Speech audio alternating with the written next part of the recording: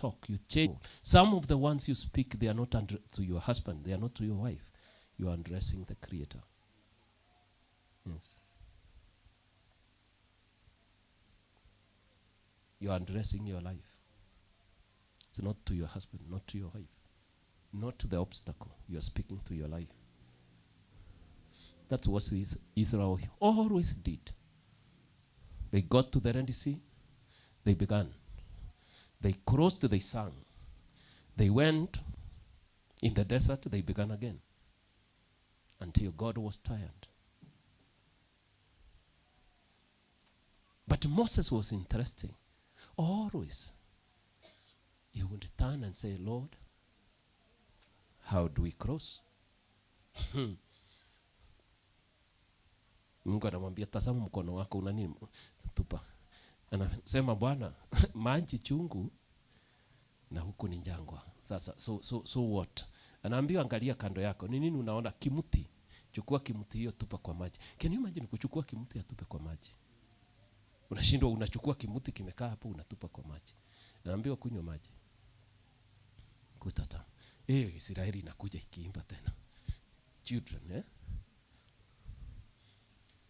Those ones, they never alive. Never. They never alive. They die along the way. What was I saying? In the grafting process, you must become a willing participant.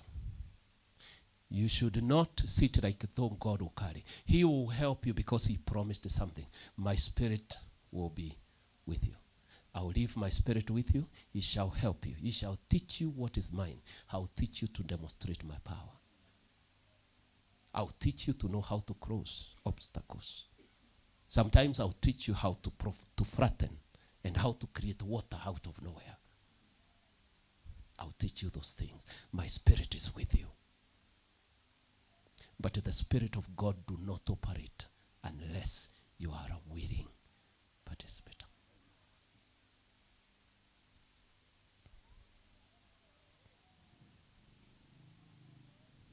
Leo nimeongea lugha nini na niko Kibirichia ama ndiko Ndilimiti.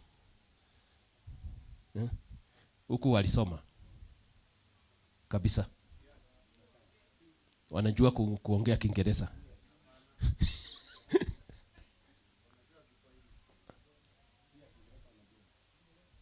Kiingereza wanajua. Wamekataa kuwa Ndilimiti. Kora siti anataka kurudi nale.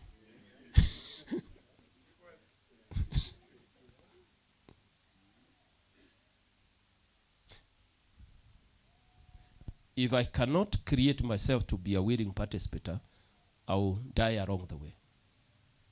But if I can formulate my heart to be a willing participant, he will walk with me. He will carry me. There will be obstacles and obstacles. Ukiona tu umekutana kamoja, safari ya kwako ni kutoka utitoka hapo nje ya compound. Hakuna mahali umeenda. Na as long as hakuna mahali umeenda, hujaona mengi. Kwa maana mtu aliyeenda mbali ndio huwa ameona mambo. Sawa? Now, let me pass that. I hope you have understood that.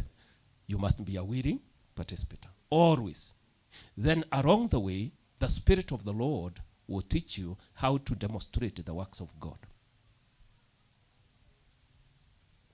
Note this. The demonstration and the teaching is not done when you're seated in church singing hallelujah.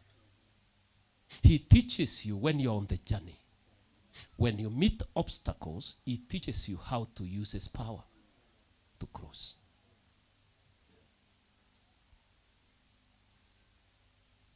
If you are a church person sitting and saying hallelujah, you will not know much.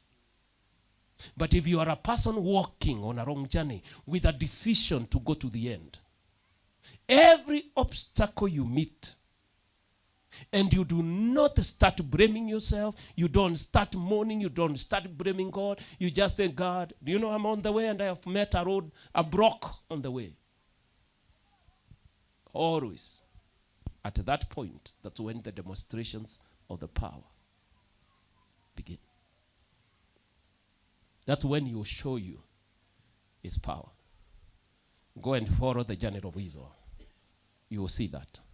They never knew how God operates until they got to the Red Sea.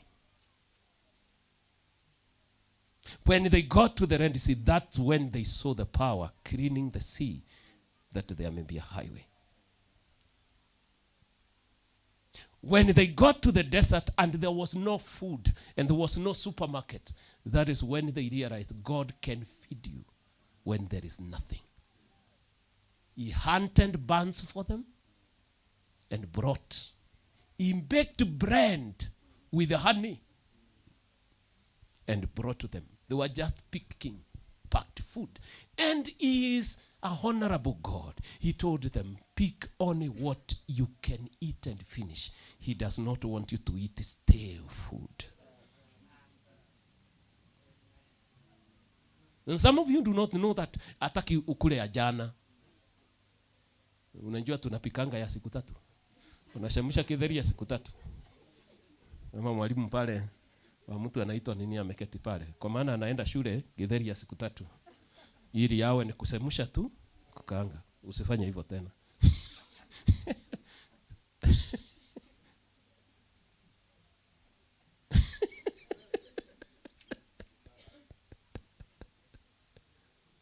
Si ndivyo mnafanya? He said, you shall only pick what you can eat now, not evening. And he told them, because every minute there will be food for you.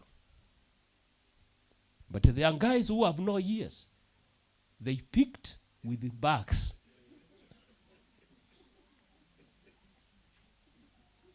Unasema lazima uwe mwenye hekima. Nani ajuae kesho? Sikifika njioni, kambi mzima ilikuwa imenuka. And then God was annoyed with them because he has given them instruction. When you're in my presence, no stale food. No stale food.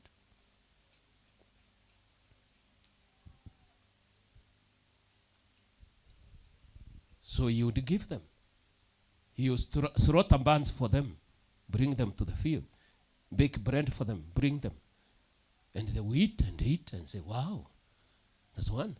When they walked again, and there was a problem with water. That's how you run to demonstrate the Spirit in you. The demonstrations do not happen for anybody who is not meeting obstacles, because the Spirit of God in you is power that worketh things.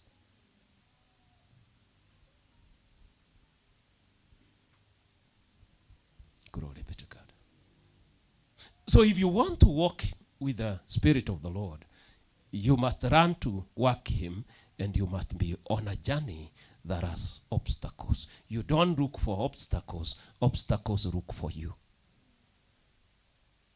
So you must make sure, mark the other thing, you are not the one looking for trouble.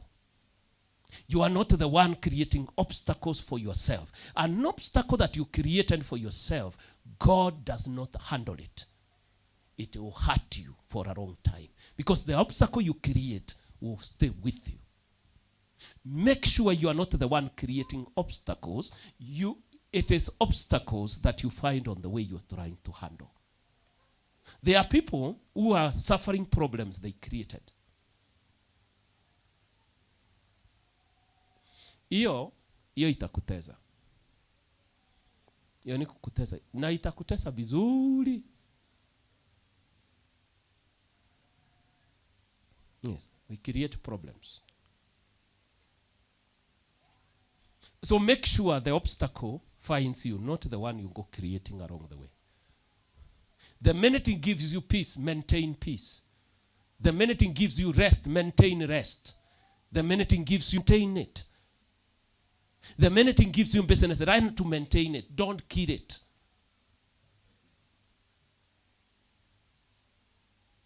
Because the minute you kill it with your own hands, then you have a problem going to him. Because you have created an obstacle by your own hands. That is a bad thing. I wish I can give you examples of that. Willing participators, but people who never create obstacles for themselves. Whatever you get, you maintain it. If it gives you peace, you maintain peace. If it gives you joy, you maintain joy. And you defend it. The minute it gives you work to do, you maintain it and you defend it.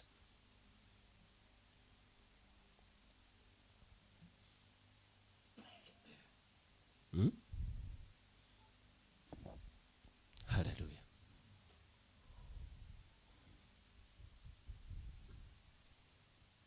Let me not go where I wanted to go. Ooh. Hallelujah. Them that know how to maintain, they are the ones he shall call the sons of God. Them that know to maintain. Whatever you have gotten, if you're able to maintain, he calls you my son. If you lose it, you're not